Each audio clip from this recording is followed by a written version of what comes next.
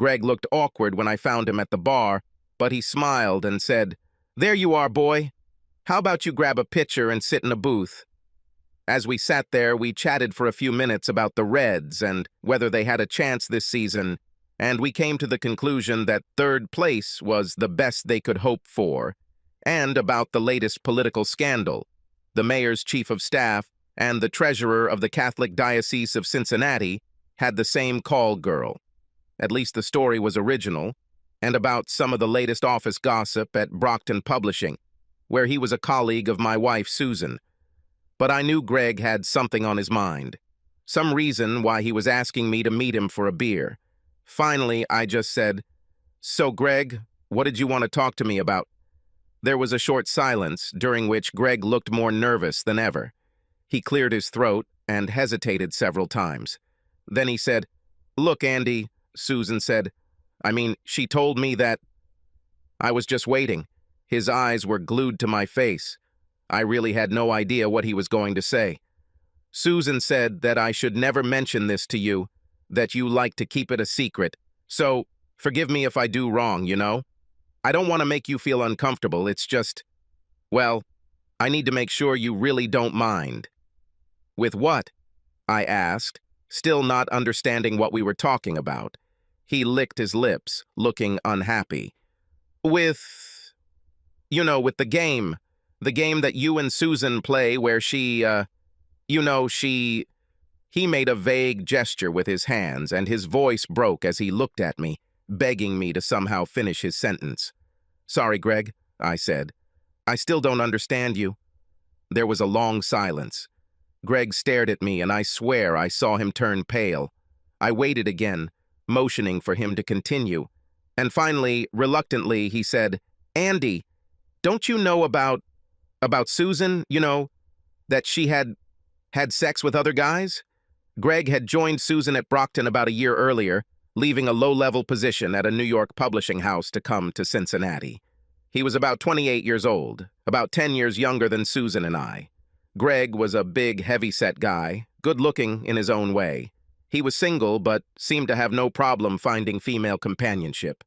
In fact, I saw him at book parties in Brockton, with several different attractive women. Of course, he met Susan first because they worked together, but I really liked him. Having discovered that we had a common interest in baseball, which bored Susan to tears, we had gone to a couple of Reds games the previous summer and thoroughly enjoyed ourselves. We also worked out at the same gym, and from time to time, Susan and I would invite him to dinner. He was a good guy, and I enjoyed his company. However, now I felt my face turn red with anger, and I said quietly, "Greg, what the hell are you talking about?" Greg pulled back from me to the other side of the booth. He was 4 inches and 30 pounds bigger than me, but he looked completely scared.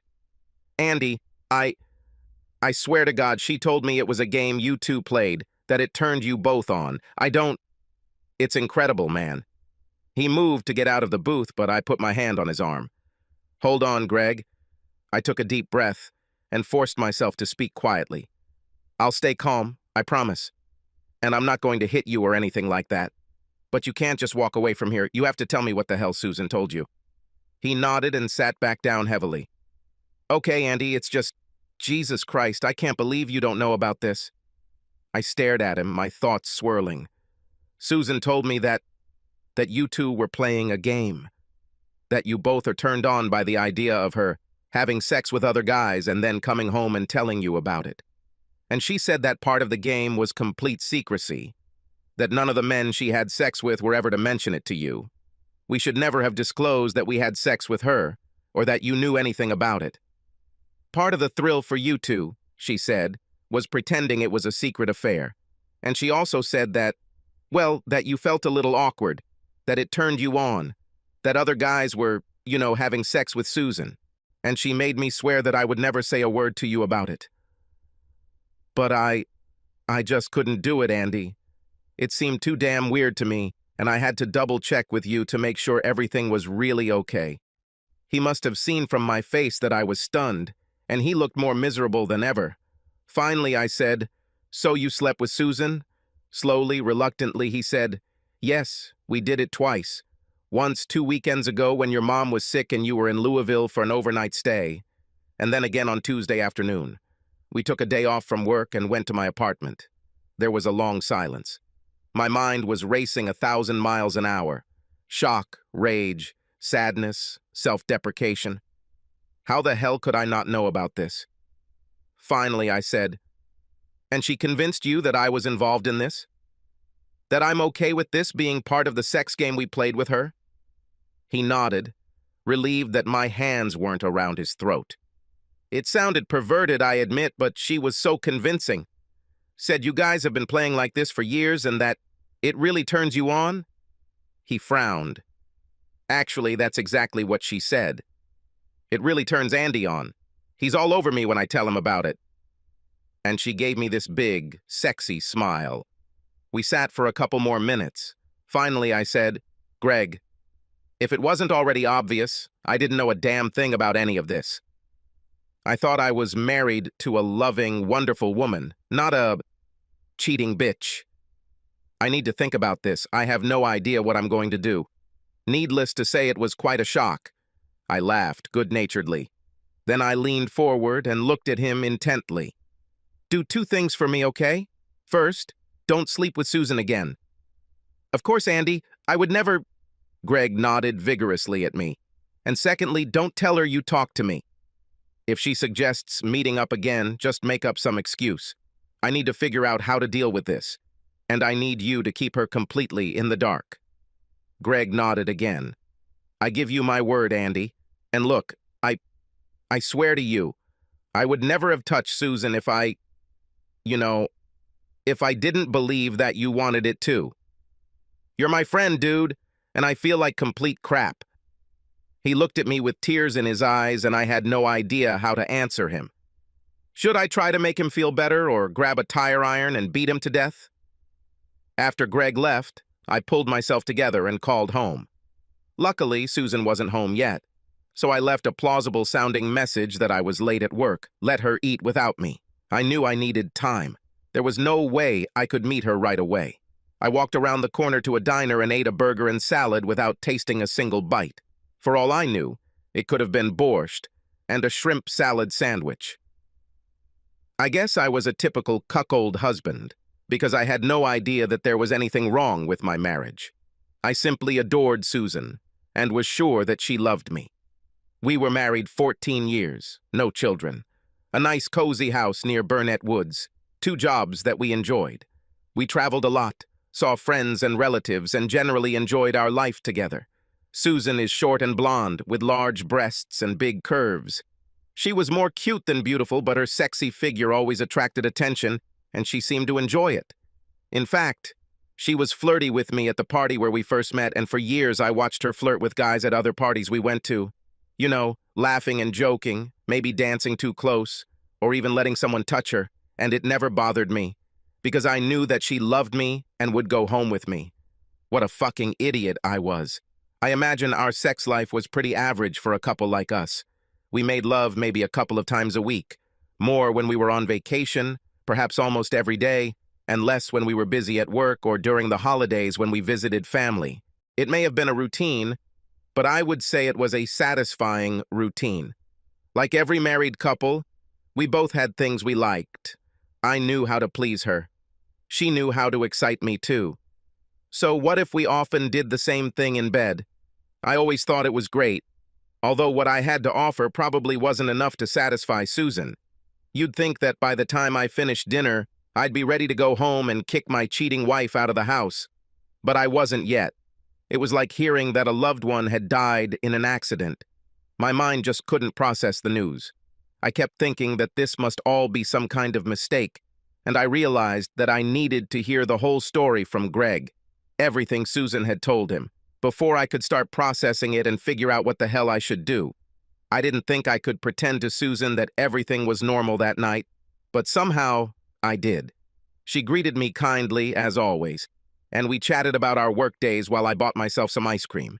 She even snuggled up to me in bed, although, thank God, she didn't seem to want to make love. I think I would have ended up just strangling her. As soon as I could tell from her breathing that she had fallen asleep, I carefully pulled away from her and rolled over to my side of the bed. I didn't even want to touch her. My dreams that night were terrible. An endless series of men having sex with Susan. Needless to say, it was a pretty terrible night. I called Greg the next morning as soon as Susan left for work and agreed to meet him for lunch. He was a little reluctant at first, but I had no trouble letting him know that I wanted to hear the whole story. Last night, I was too shocked to process everything he told me. After a morning spent staring at the wall of my office, trying and failing to concentrate on any aspect of my work, I met Greg at a small Greek restaurant on Calhoun Street. By mutual agreement, we ate first, and then I asked him to tell me the whole story again. From the very beginning, Greg, you can probably imagine that I had a hard time dealing with this last night. Actually, I didn't learn that much new. Susan went out for drinks with Greg about 3 weeks earlier and basically hit on him. She told him about our game and that she was attracted to him. That day, he blew her off, mostly because he was more stunned than anything else. It seemed like such a far-fetched story, and the thought of me being a good friend and sleeping with her made him feel uncomfortable. But they talked about it several more times over the next few days, and when she told him on Friday that I was going to Louisville for the weekend, he agreed to meet her at the motel. She actually offered our house, but Greg said the idea scared him. Greg, understandably, didn't want to tell me about the sex in detail, but it was obvious that it was hot. Susan would have been desirable to almost any man, and Greg made it clear that she was passionate, athletic, and tireless.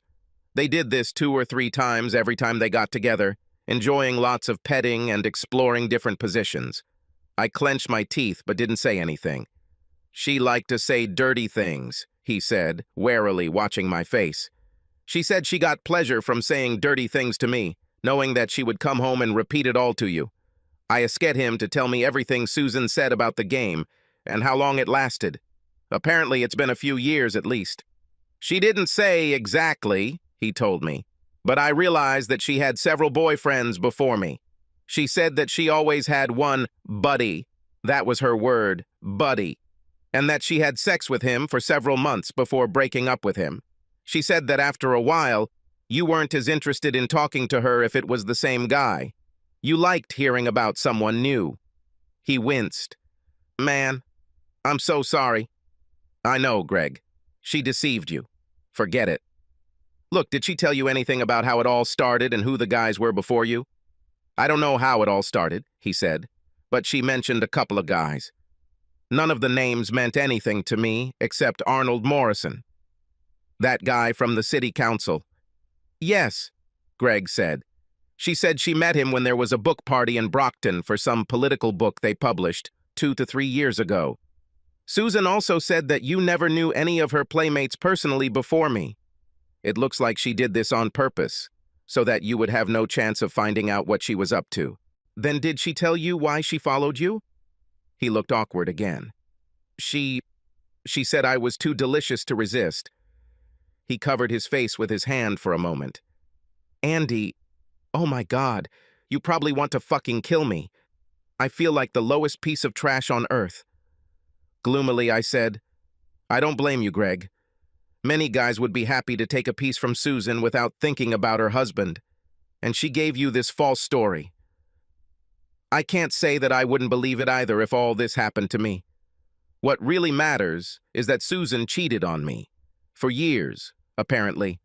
How she must enjoy deceiving me and pulling the wool over my eyes. I sat staring into space. Greg didn't say anything. There were a lot of questions in my head about what the hell I was going to do. How should I deal with Susan? Will I continue to pretend to be a loving husband and remain completely ignorant? Will I be able to stand up to her and throw her ass out? Or will I mope around for a while and let her worry? But I already had an answer to one question. Our marriage was over. Susan was history. At least it was a story, if what Greg told me turned out to be true. As shocked and enraged as I was, I couldn't just shoot an arrow at her without knowing for sure. I called my friend Brian and arranged to meet him for dinner. Then I left another message for Susan saying I was having dinner with Brian and would be home later that evening. Brian was my oldest and best friend. We met when he was president of Zeta Beta Tau, the fraternity I joined in college. We were very close. I was best man at his wedding to Emily, and he was my best man when I married Susan. He had known Susan almost as long as I had, and I knew that he and Emily loved her. So he was just as stunned to hear the story as I was. Brian was amazing, just like I knew he would be. He let me tell it my way, asking just a few questions along the way. He was patient and supportive, even handing me a tissue without a word when I cried. We're not the kind of friends who say I love you to each other, but I knew he was in my corner and that helped a lot. When I finally finished speaking, he quietly asked me, "Do you know what you're going to do, Andy?" "Two things," I said. "So far, I only know two things. First, I must be absolutely sure that this is indeed true. I still can't believe it, you know? I was so sure that Susan loved me. And second, if this is true, then Susan is in for some very unpleasant times. I can't forgive and forget. That's not it. It's over between us, and from the way I'm feeling right now, it's not going to be pretty." He nodded. "I can hardly blame you. Believe me." Then he said, "How can Emily or I help?" Emily. She and Susan were friends too, although not as close as Brian and I. "Look, are you willing to keep this a secret even from Emily for the next few days?" "Of course, dude. We usually don't hide anything from each other, but this is a special case. I won't say a word to her until you give me the go-ahead." "Thank you, Brian. I appreciate it." I sat down and thought for a moment. The only name I have for one of Susan's friends is Arnold Morrison, and I was hoping you could help me find him. He has no idea who I am, but he'll probably want to talk to you. Brian was a political writer, a columnist for Time magazine, but he covered politics for nearly a decade for the Cincinnati Enquirer and was respected by everyone in the local political scene. "I can do this without any problems," he said, and we discussed for some time how to arrange everything. We then discussed how I should behave around Susan. Brian told me to pull myself together and pretend to be myself, not to give her even a hint that something was wrong until I was absolutely sure about everything. I shrugged and said, "I'm not sure I can do it, but I'll try." And in fact, I did almost as well as the previous night. Again, thank God, Susan pressed herself against me, but did not ask me to have sex. 2 days later, at 10:30 a.m., Brian and I sat in Arnold Morrison's large office, looking across the desk at him as he greeted Brian and me cordially. They greeted each other a little. "How are you? What does old so-and-so do?" And then he said pleasantly, "Well, Brian, what's on your mind?" He was a tall guy, just under 50. Quite handsome, I think, although a little cute, as is often the case with politicians. And he had that demeanor that many politicians have. He seemed very sincere and very interested in you. Is that what attracted Susan? I have no idea. "Arnie, I'm here on a very private matter, and you can be sure that we will keep this conversation confidential. I assume you've met my friend Andy's wife, Susan Cullen." Morrison did a very good job of keeping his face straight, but I saw his eyes widen slightly. Calmly, he said, "I think I met her, Brian, but I don't remember exactly when or where." I leaned forward. "Mr. Morrison, I have no intention of ruining your life if you are completely honest with us, but I know you had sex with my wife and I need to hear the whole story. The guy was a pretty cool client, I have to give him credit." He looked at us thoughtfully for a full minute, but without any panic on his face. Then he said, more to Brian than to me, "Is this completely off the record?" "Totally," Brian answered. "This is not for what I write. This is a personal matter. They don't write about this, it won't reach your wife. This will stay with the three of us." "And you don't write it down?" "I'm not writing it down," Brian said. "Actually, I was recording. I had a little digital recorder in my jacket pocket, but neither of us told Morrison about it." He sat for another minute, still calm and thoughtful. Then he sighed. "I have a feeling I don't know the whole story either, Mr. Cullen," he said, looking at me. "Am I right that you didn't know about my, activities with Mrs. Cullen?" "Absolutely," I said. "Well," he said and stopped. "Well, yes, I had an affair with Susan about 2 years ago. We met at some publishing party at a reception on the occasion of the release of a new book. He leaned forward, looking at me intently.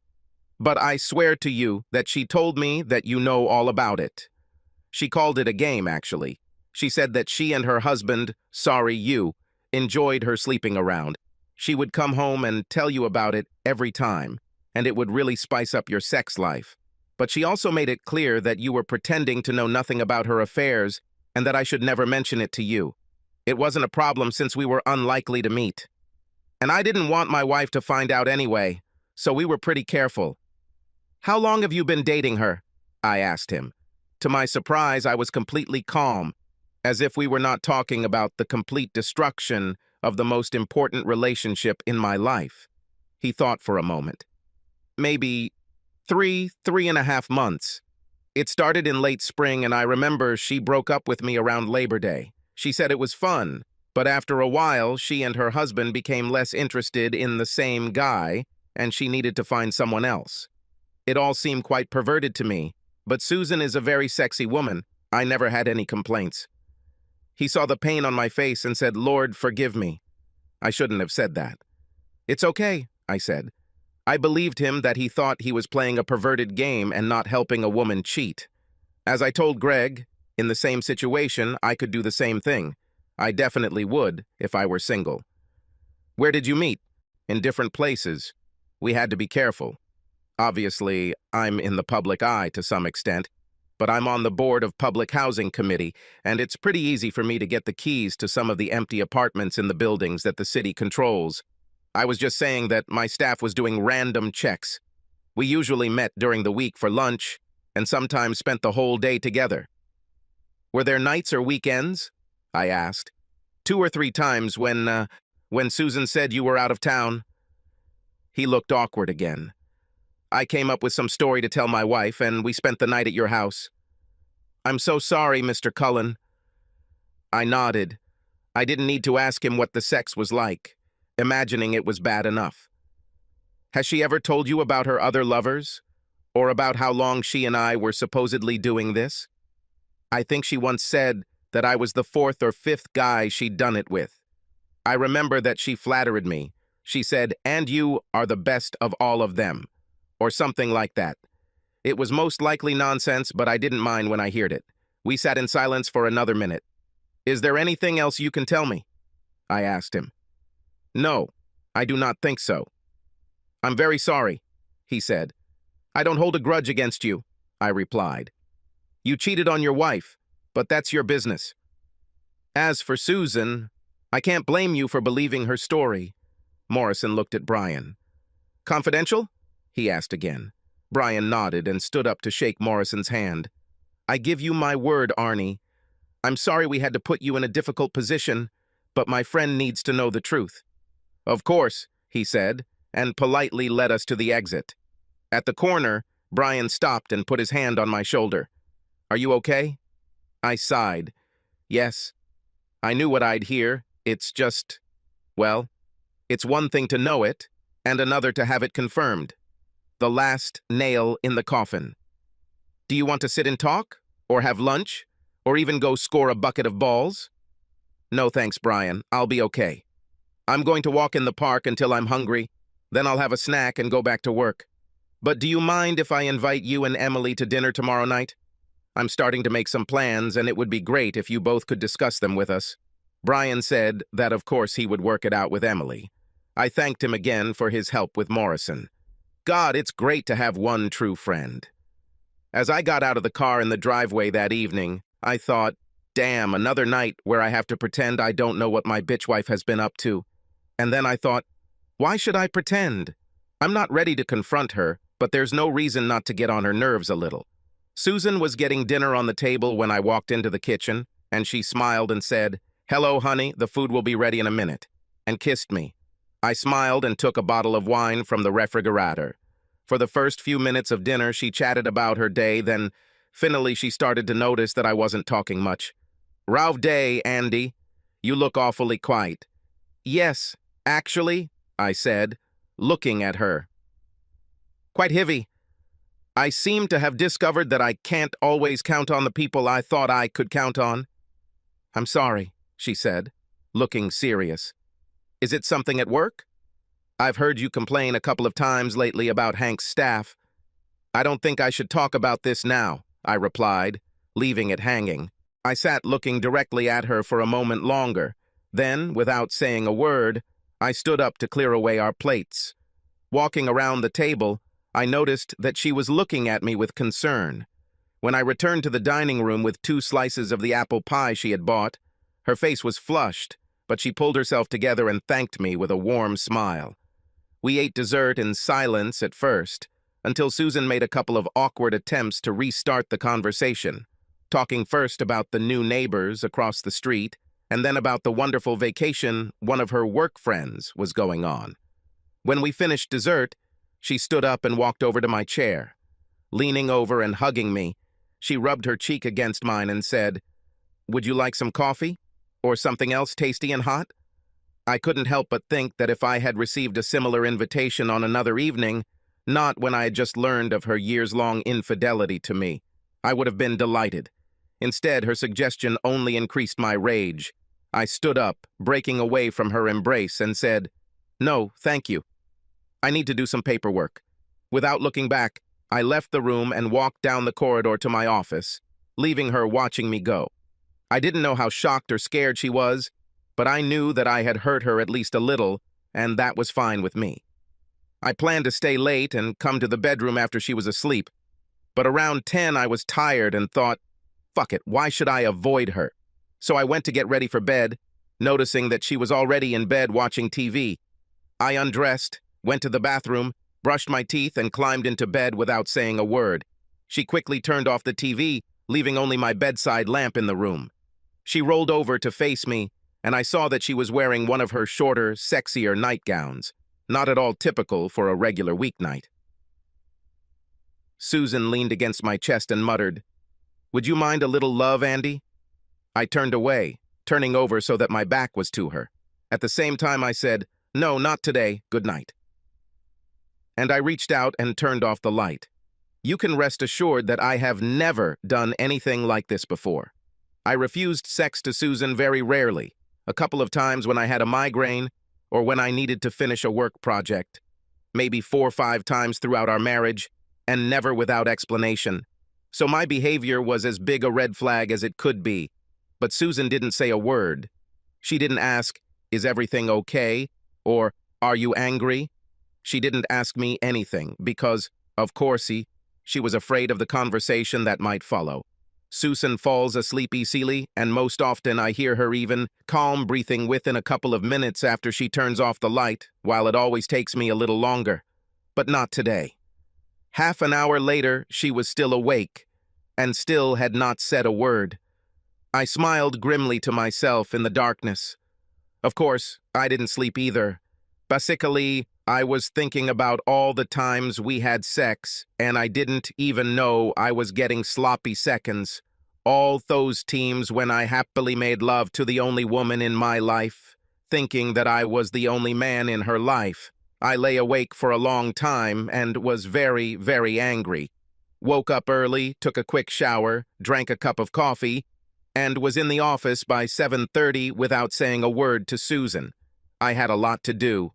I left a note on my boss's desk saying I wanted to talk to him as soon as he arrived, and then I sat and made lists of credit cards and bank accounts, possible movers, and other logistical things I needed to take care of.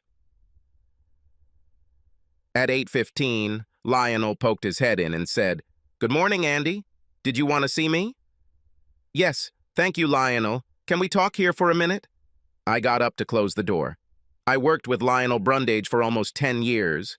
I considered him not only a friend, but also a boss, and I decided that I had to trust him. "Please keep this a complete secret, okay, Lionel? I'm afraid I have bad news. I found out that Susan cheated on me, and I'm going to leave her. As soon as I can, really. So I wanted to know the name of that bounty hunter who called you about me last year. One executive search firm showed interest in me, although the conversation never went very far, because at the time I was perfectly happy to stay where I was." Lionel was stunned and said so. In fact, the word Jesus featured prominently in his first remarks. But, as we discussed everything, he got over his shock and wanted to be helpful, just as I had hoped.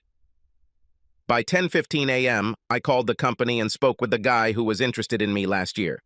At 10:45 a.m., I faxed my resume to him, and at 2:25 p.m., we were on the phone again, discussing 3 suitable positions.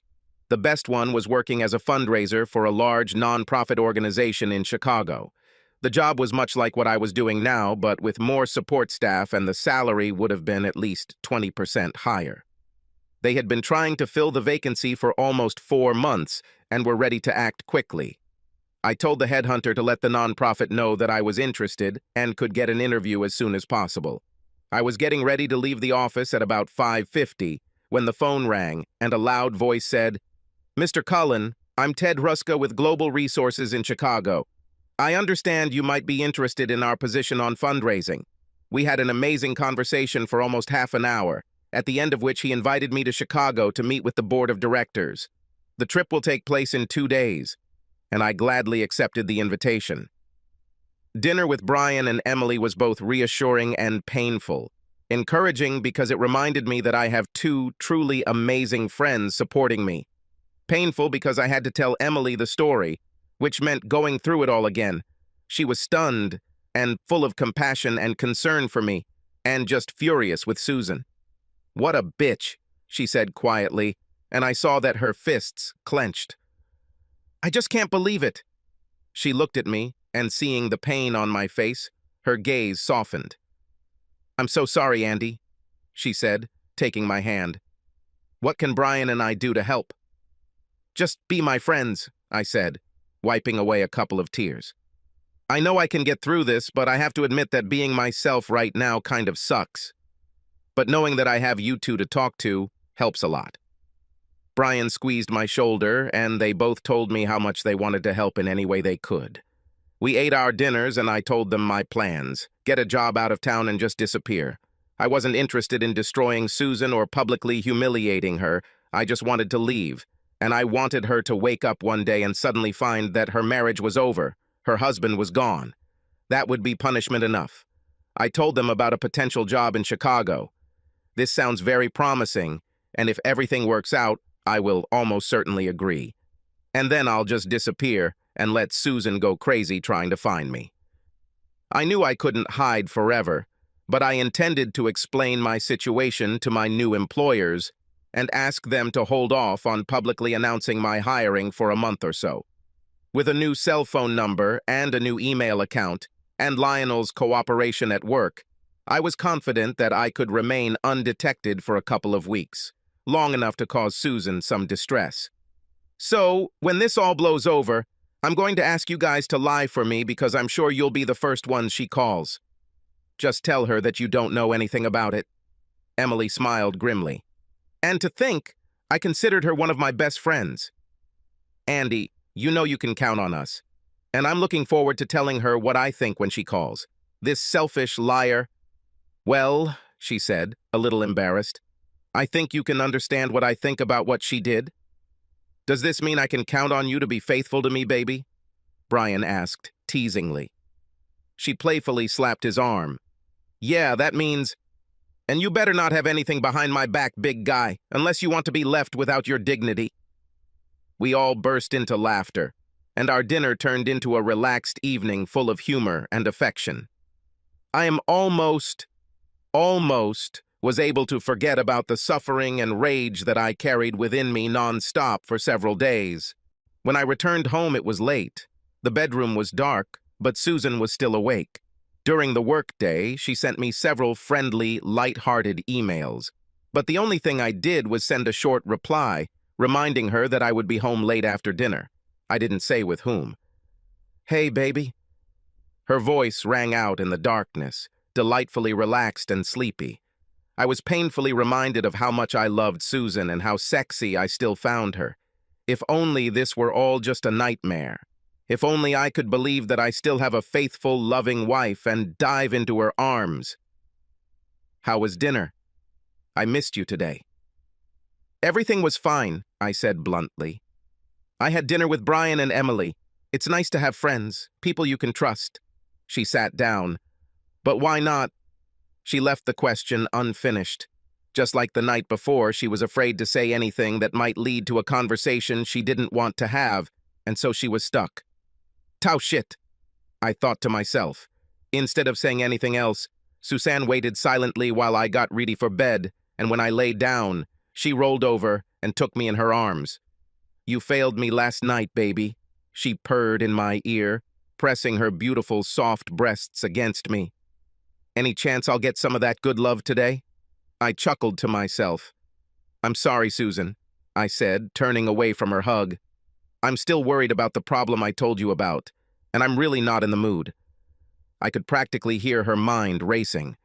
After silence, she said, Okay, honey, I understand, but I hope we make love soon. I miss you so much.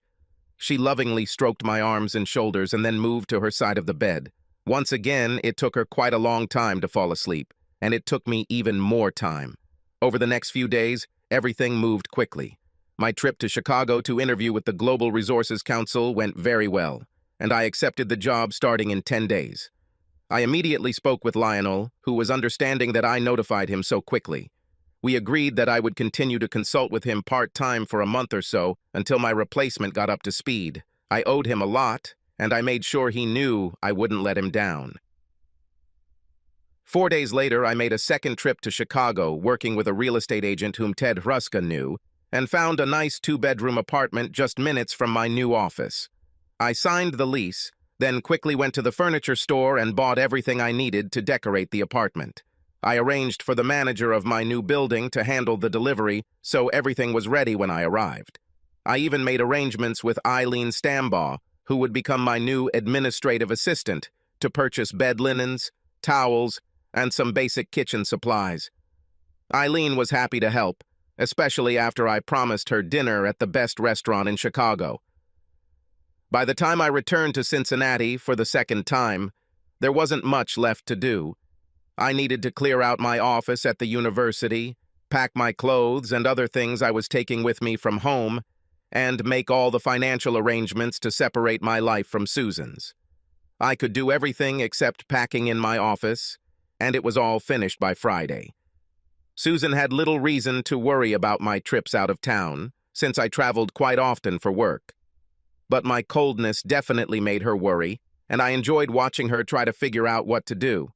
She didn't want to bring up what was bothering me, because she was undoubtedly afraid that I would begin to suspect her of infidelity.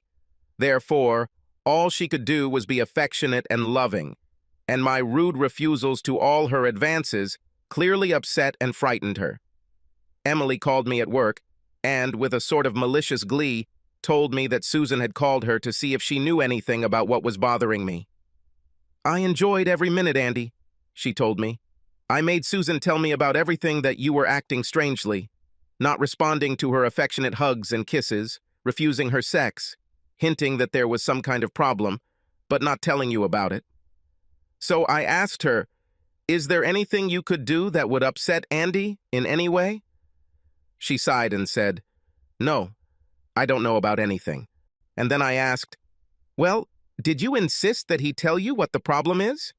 And she hesitated and said that she didn't want to put too much pressure on you, that she was sure you would tell her when you were ready. It was so obvious what she was afraid of. This is how she tried to squeeze information out of me while keeping her own disgusting behavior a secret. I shared Emily's pleasure in the call and asked her to keep me updated, and I let her know that I was ready to make my move. Monday would be the right day. That weekend, I continued to act mysterious and distant. My own anger at Susan had certainly not diminished, and I was determined to make my last 2 days of her life as miserable as possible. I spoke to her very little, and to every warm or cordial suggestion she made, I responded with rude coldness. When she asked if we could go for a walk on Saturday, "Today is such a wonderful day, dear," I stared at her and then said that I didn't want to. When she suggested a variety of things we could do together on Saturday night, such as going out to dinner, watching a movie, or hanging out with friends, I said I wanted to stay home and watch TV. Then, as she settled down next to me on the couch, I waited about 10 minutes until the end of the show we were watching, and then stood up abruptly. "I just remembered that I need to finish a couple of reports," I said, and disappeared into my office. I went to bed late after Susan had fallen asleep, and on Sunday morning I woke up to her cuddling up to me, tenderly kissing my neck, and her soft hand trying to turn me on. When I opened my eyes, she smiled at me and said, "Great! You woke up and the baby wants to play." She rolled onto me and tried to kiss me, but I held her back by placing both hands on her shoulders. "Susan, stop it," I said. "I don't force you to have sex when you don't want it, and I would appreciate the same attention from you." I slipped out from under her and stood up from the bed, reaching for my robe. She looked upset. "But honey, we haven't made love for, I don't know, 2 weeks." Really did I do something to... Really? Are you really angry with me? This was the closest she came to asking me a direct question about my behavior, a sign of how desperate she was becoming. "I don't know, Susan. You tell me. Is there anything you could do to make me angry with you?" I said this calmly, but coldly. Silence. She was looking down. Then she said, "No, baby. Nothing that I could think of." And she looked at me pleadingly, afraid to say anything else. "Then I guess we're done," I said, and headed to the kitchen to make coffee. Susan must have been intimidated by our conversation because she spent most of the rest of the day avoiding me. However, I heard her talking on the phone several times. I think she was talking to a friend or lover, for all I know, trying to get help to figure out how to deal with me. While she was at the grocery store, I quickly called Greg to ask if he had spoken to Susan. He said she had talked to him at work 2 days earlier and asked if he had seen me lately. She said you looked distracted and distant, but she pretended not to know why. So I just told her I wasn't talking to you. That seemed like the easiest thing to do. And then she said that she was looking forward to resuming the game with me. But it was probably better to wait a little until she knew what was bothering you. I pretended to be disappointed, but of course, I agreed. "Thank you, Greg. It will all come out soon. Please, whatever you do, don't let her know anything about our conversations, okay?" Greg again promised that he wouldn't tell her anything, and we hung up. Monday morning after breakfast, Susan came into the bedroom to finish getting dressed for work and was surprised to see me in sweatpants and sneakers. "Aren't you going to the office today, Andy?" "No. I need to take care of a few things, so I took the day off." She looked at me for a moment. Then, almost timidly, she said, "Well, since you're in no hurry, maybe we can make love." She smiled warmly and added, "I don't mind being a little late for work." Looking at her, I deliberately forced myself to think about her having sex with Arnold Morrison or some other faceless man. My loving wife is the woman to whom I gave my life. That was all that was required. I said, "No, I don't think so," and left the bedroom without looking at her. I went down to the basement to find my suitcases and didn't come up until I heard her car pull out of the driveway. By 11 a.m., I had packed everything I planned to take with me into 3 suitcases, plus several boxes of books and CDs. I called a taxi, which waited at the post office while I sent the boxes to my apartment in Chicago, and then took me to the airport. And by 7:30 p.m., I was finishing up unpacking my things at the new place, after which I went around the corner to eat pizza and drink beer. Frowning, I raised a toast to myself, to the first day of the rest of my life. My new life. My life without Susan. Oh, I almost forgot. Just before I left home, I wrote a short note to Susan, which I left on the kitchen table with my wedding ring and cell phone on top. The note said, "I learned about your game, so here's my game. It's called Farewell to the Cheating Bitch." My first week at my new job was busy and exhausting, which was great because I missed Susan like crazy. It's not that I wanted to be with her. It was over. Every time I thought about her, I was overcome with rage. I even admired the grotesque perfection of the way she betrayed me. But just because I was angry and hated her guts didn't mean I didn't miss her. I loved her for so many years, loved everything about her. These feelings don't just go away. Instead, they are mixed with new ones. Love and hate swirl together as if they were in a washing machine. Overall, I was very pleased that global resources kept me on my toes. When Friday came, I was grateful that I could just come home, watch part of the ball game on TV, and go to bed. But the weekend was difficult. I was new to Chicago, didn't know a soul except my new coworkers, and had to come to terms with the fact that I was once again a single man. Not legally, but in every other way. I knew that I would have to begin the process of meeting people, making friends, trying to find a new woman in my life. And this prospect was extremely depressing. The best part of these 2 days was the conversation I had on Sunday with Brian and Emily. They supported me and wanted to know how I was doing. I told them my new address and phone number, once again swearing them to secrecy, and Emily was just eager to tell me about meeting Susan. She called us on Monday evening during dinner. She was almost hysterical. She was crying so hard I could barely understand her. But eventually I made out what she was saying. "He's gone! Andy's gone!" She couldn't calm down, and I told her that I'd be there right away. When I arrived, she was in terrible condition. Her hair was a mess, her makeup was smudged with tears, and she could barely speak coherently. I poured her a drink and then sat down and played sympathetic friend. God, how fun it was. I let her tell me everything about how she came home from work and found you gone and your engagement ring lying on the table. I asked her why on earth would you do that and if you left a note or something. And then, Emily said with glee, she looked at me and cried even harder, and finally she said, "Oh, Emily, I cheated on him."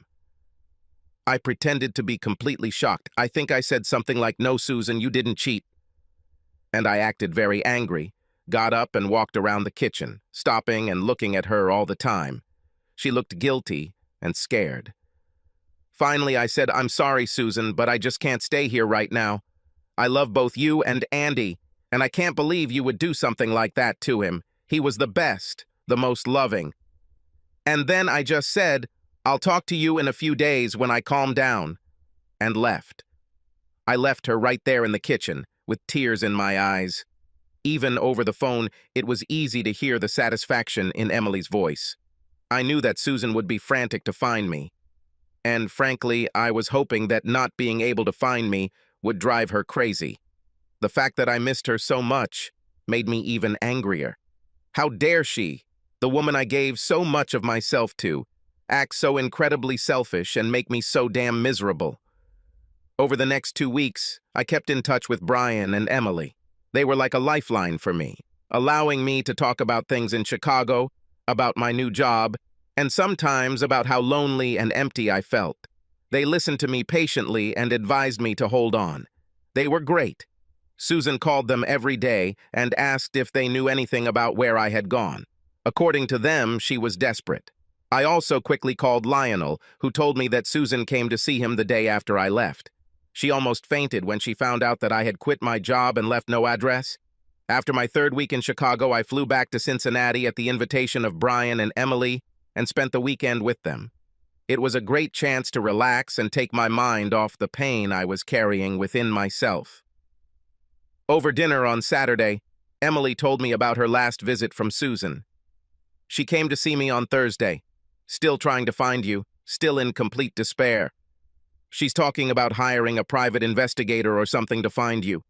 She has this idea that if she can talk to you, then you will be able to understand everything and you will forgive her. I raised my eyebrows. Unlikely, I would say. But I'm interested to hear her version. Did she tell you about this? Emily's eyes sparkled.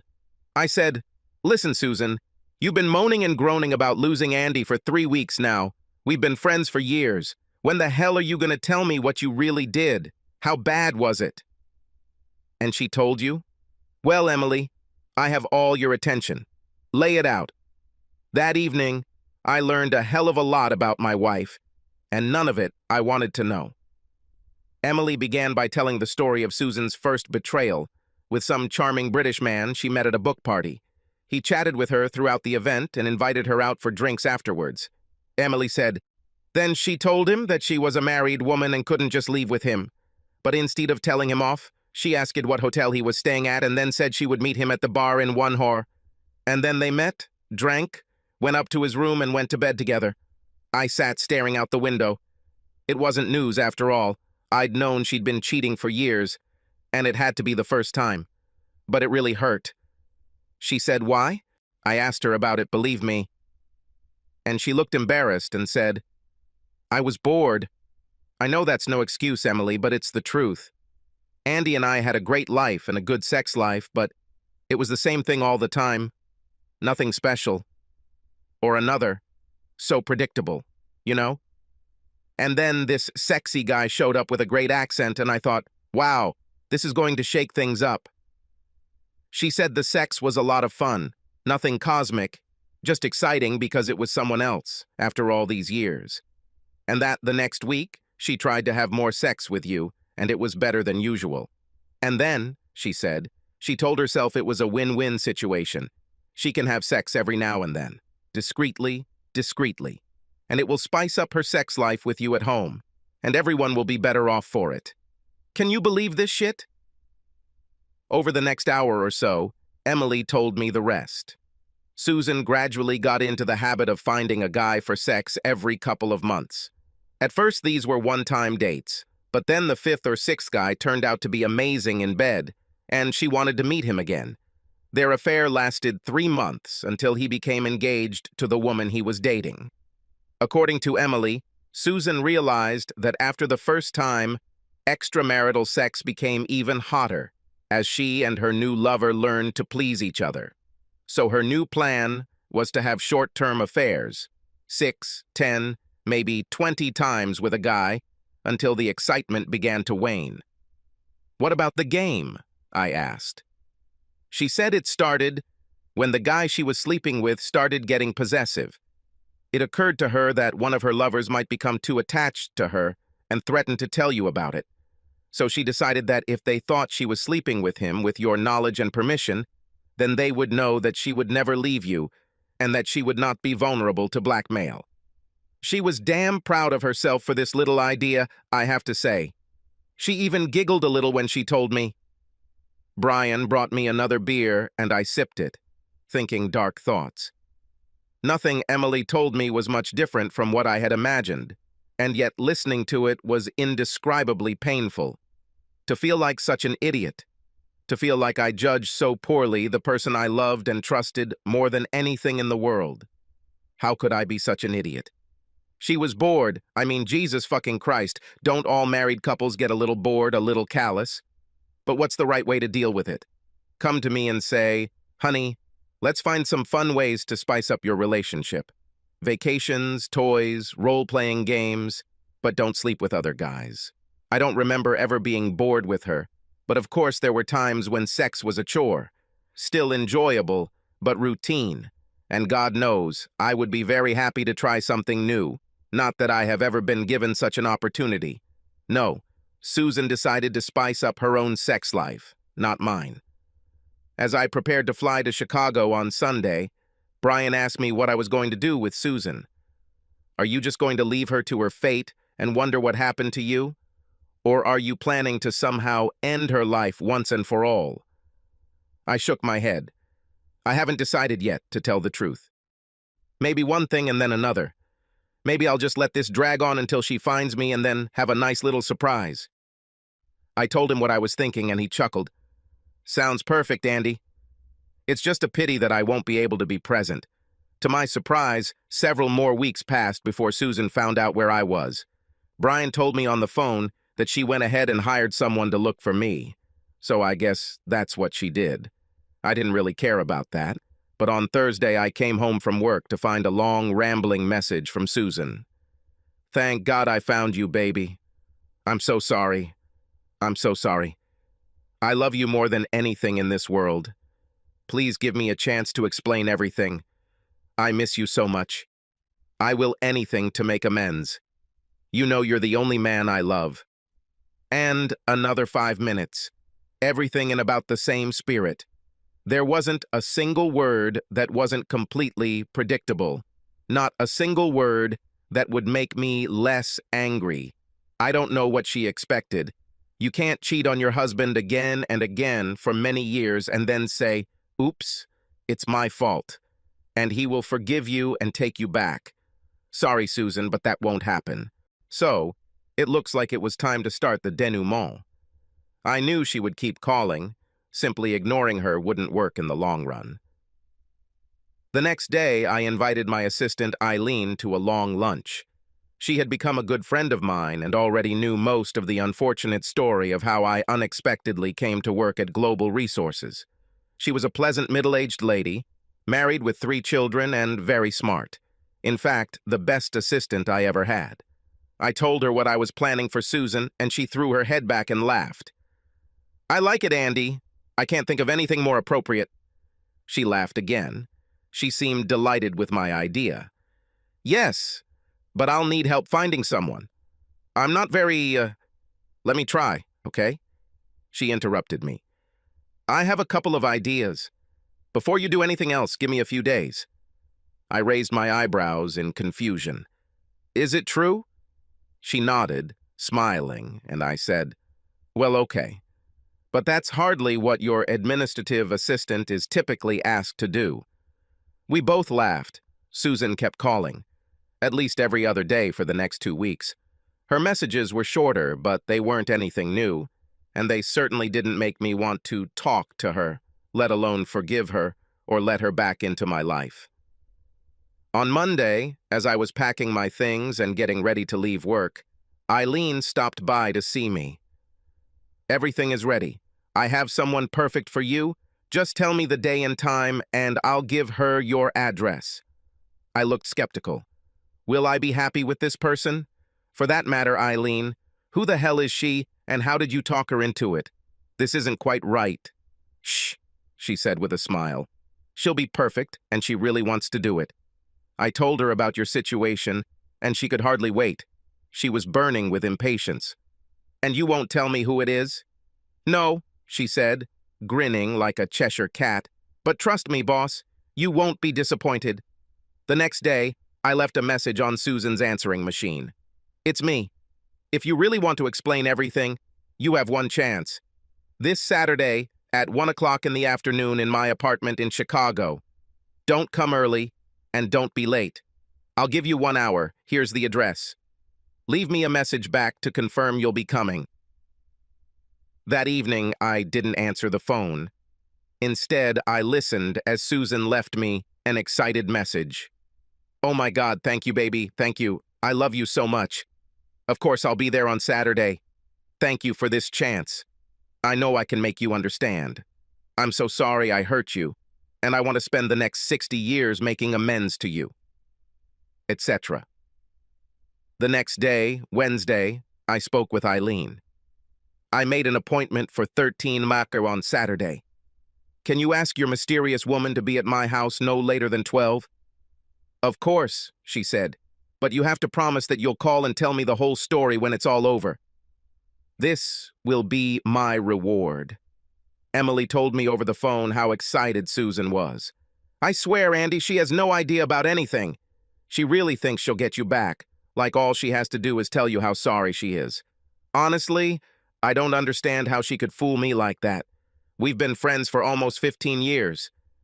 And we talked about everything. About our husbands. About work. About families.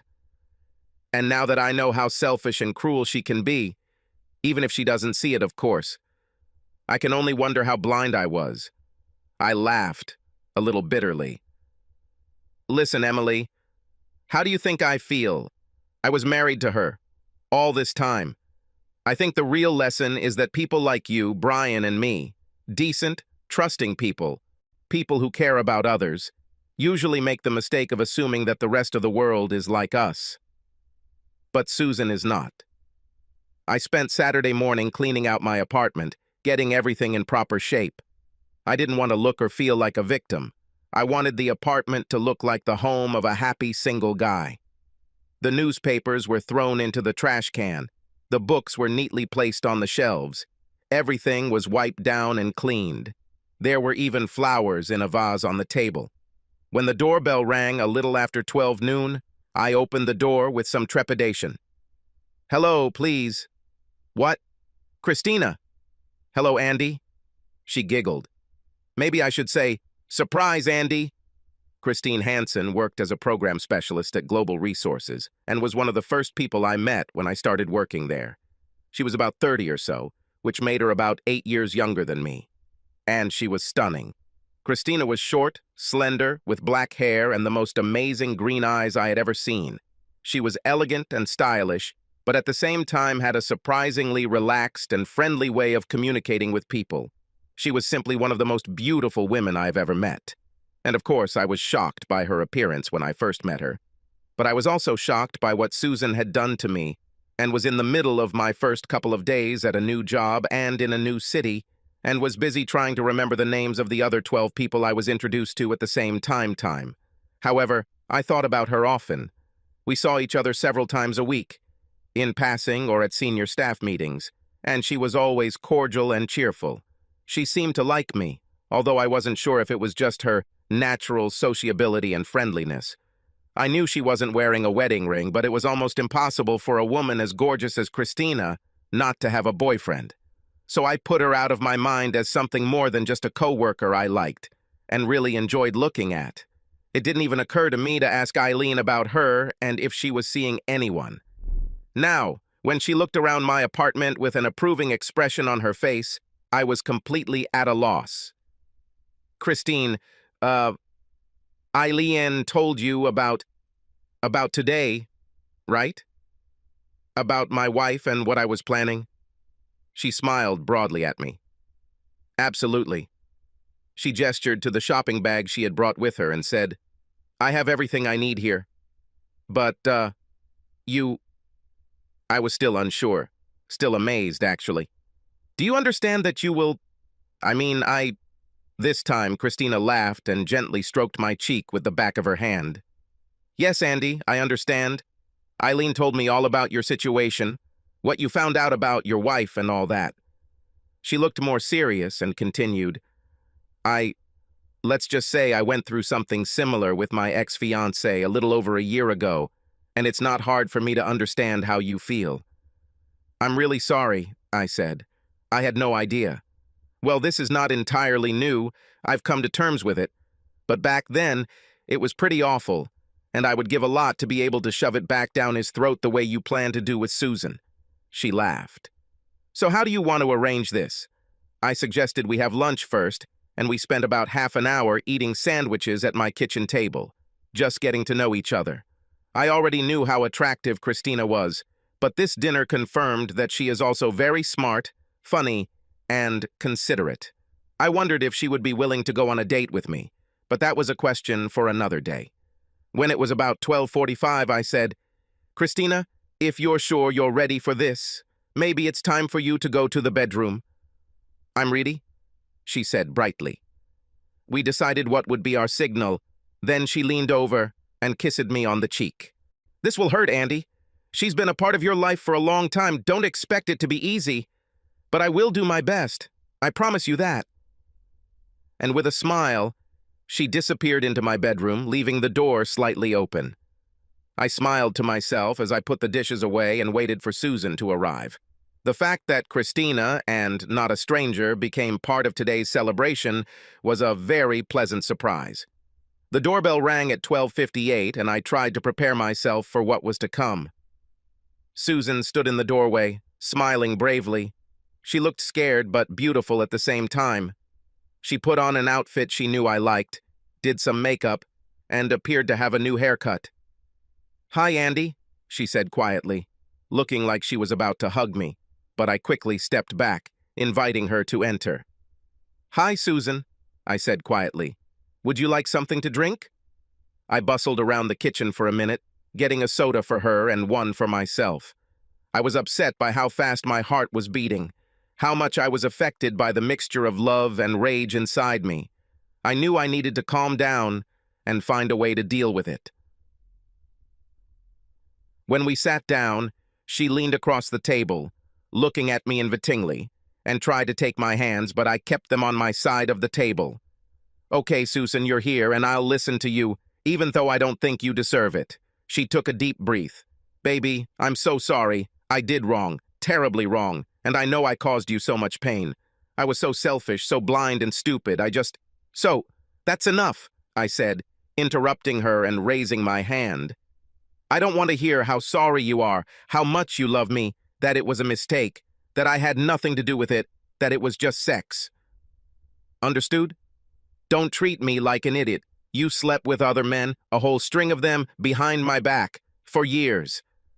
I'm right? Shocked by my rage, she nodded her head hesitantly. But honey, Do you remember our wedding vows? I asked aggressively, again not letting her finish. Abandon all others? Do you remember agreeing to this, Susan? She nodded again, her face pale. She didn't seem to expect our conversation to go this way, although I couldn't imagine why not. What the hell did she think I'd say? No problem, honey? Fine. We swore fidelity to each other for life, and then at some point, you decided to hell with it and started cheating with whoever you wanted. Tell me, Susan, how many men were there? I don't know, baby. 10? 20? 50? It was, I don't know. Probably 20. She looked very worried. And how many times did you sleep with them? How many times have you betrayed me? I sat and waited, realizing that I was breathing heavily. My face probably turned red too. I don't know, baby. She looked at me, hoping for sympathy. Her eyes began to water. Think of it, Susan. Do the math. I'm not in a hurry. I think it will be probably about a couple hundred. Now she was looking down, unable to return my angry gaze. Okay, let's call it 200.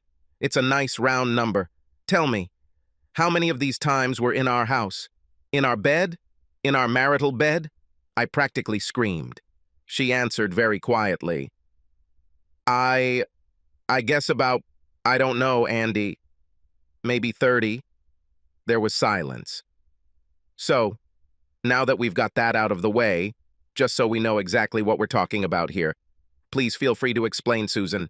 Please tell me why, after what you did, I have to waste time being in the same room with you. Because I love you, Andy. You are the only man She was already crying, sobbing between words. The only man I have ever loved. You mean everything to me. I let her talk, let her cry and pleadingly tell me about her love for me, how she was selfish and made a terrible mistake. She thought I would never know, that she never meant to hurt me. As if didn't mean to hurt me made everything okay. Everything was as I expected. Not a single word she said had any meaning other than to convince me that she was an infinitely more narcissistic person than I had previously suspected. After a while, I no longer listened to her. Her voice became background noise for my own sad thoughts about the years I had invested in our relationship, about the dreams of our old age together. The rage inside me mixed with sadness. What a waste. And I realized that I would never know why she did it. It seems that she herself did not know. She couldn't name a single reason that made sense to me, other than pure, almost psychopathic selfishness. I raised my head. The kitchen clock said 2:05, and I didn't know how much longer I could stand it, or I want to endure it. In a loud voice, I said, I think we're almost done, Susan.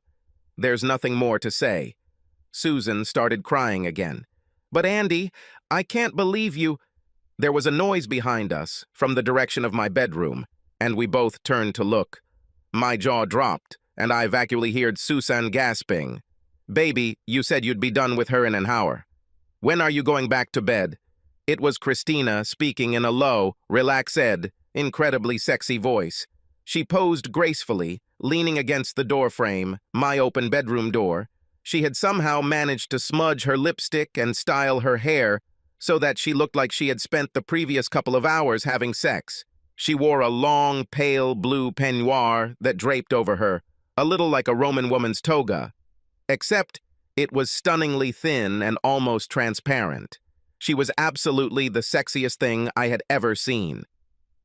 I turned to look at Susan, who stood frozen in her chair, stunned. Her face was pale, and she seemed to have somehow withdrawn into herself, as if she had become smaller and older in a matter of moments. She began shaking her head back and forth, repeating, "No, no," over and over again. I got up. "Christina's right, Susan. I told you I'd give you an hour, and as you can see, I'm a little busy. Or in any case, I'll be busy again in a few minutes." I smiled coldly at her as I watched her struggle to her feet. "Andy, Susan began, but then stopped. She looked at Christina again, and then at me. I didn't know that you... Her voice broke, and she just stared at me, frozen. Then, without saying a word, she stood up, silently crying, walked to the apartment door, opened it, and disappeared down the hallway. I closed the door, then turned and looked at Christina. "Christina," I said almost reverently, "you are the most incredibly beautiful woman I have ever seen in my life." She smiled, bowing her head slightly. "Thank you, Andy. It looks like this," she gestured to her negligee, "has had the desired effect." I saw that her eyes were full, as if she was about to cry. "You destroyed her," I said. "She was out of her element. Thank you so much." Continuing to look at her, I could hardly speak. Susan practically disappeared from my consciousness. "It helped me too, you know," she said, in some funny, derivative way, as if I was taking it out on Harris, my ex-fiancé. "I'm glad," I said, and then, "Forgive me, I just can't stop watching." "Would you like to go back there and change?" She just looked at me, and something in her eyes changed. "Actually," she said, "I was wondering if you could help me with this. I sometimes have trouble getting this thing off." She laughed at my surprised expression and came over to put her arms around my neck tenderly. "I'm serious, Andy. It feels right, like the next thing that needs to happen here, for both of us." And then she kissed me, so lightly and sweetly that tears came to my eyes. Making love with Christina was like a miracle, like a dream, only very real. We hugged and touched each other carefully, with love. It took us a long time. There was not a single part of her body that did not arouse my admiration. We lay together, lightly kissing, stroking and caressing, whispering to each other. It was very exciting, but not rushed or feverish. The aftertaste as she sleepily snuggled against me was truly heavenly. I was afraid to utter a word, kindness, or gratitude. I was afraid to break the spell. So we lay together. I felt blissfully happy and hoped that she felt the same. Half an hour later, she muttered that she had to go and got out of bed, gracefully exposing herself. I started to get up, but she gently pressed me back. "No, it's okay, Andy. Just rest." She disappeared into the bathroom with her clothes, and when she came out fully dressed, she came and sat next to me on the bed. Leaning over, she smiled and kissed me tenderly. "I didn't know this would happen, if you're wondering," she told me. "But after I heard your conversation with her, I decided that I wanted this. I decided that this was right. Was it a kiss?" I thought. "Did she tell me kindly that it was a one-time thing?" I couldn't say and didn't know what to answer. "Thank you, Christina. It was the most loving, most generous, and beautiful thing anyone has ever done for me." Smiling, she replied, "I did it for myself too, Andy. And you did a lot of good for me, not just for my ego." And with that, she kissed me again, said, "No, don't get up," again, and disappeared from the apartment. I slept for a couple of hours, exhausted from both the confrontation with Susan and the extraordinary lovemaking with Christina. And it was real lovemaking, I had no doubt about it. This wasn't just revenge sex, and it was much more than just an act of comfort on her part. I woke up around 5 o'clock and wandered aimlessly around the apartment, straightening things, a little dazed and thoughtful. Suddenly, without allowing myself to think about the dubious wisdom of what I was doing, I found Christina's number and called her. "Hi, this is Andy," I said, suddenly nervous. "Hi, Andy," she said, and I heard a smile in her voice. "I hope this wasn't too strange for you," I said, not knowing what to say. "You were so kind and so incredibly sweet and sexy and, well, I just needed to thank you again and tell you how special you are." "It wasn't strange for me at all," she said. "Just amazing. I'm not usually that spontaneous and, well, I guess what I'm saying is that I need you to know that I don't do this all the time, just jump into bed with men like this. I would never have thought that. I can say that it was something special, I finished unconvincingly. Listen, I said, leaning forward. Would you like to have dinner with me tonight? There are so many great restaurants in Chicago that I have never tried, and I would love to take you to one of them. There was a short pause, and I waited, suddenly horrified. After the longest 5 seconds of my life, she said, Yes, actually, that would be very nice, Andy. I'd love to. We talked a little about what to eat, what restaurant, when and where I would pick her up. It felt like it was really going to happen, and I felt my whole body smiling. Then she said, Andy, after dinner, is it okay if I come over and stay with you for the night? I invited Brian and Emily multiple times, but it took another 3 weeks before they could find a free weekend to come visit me in Chicago.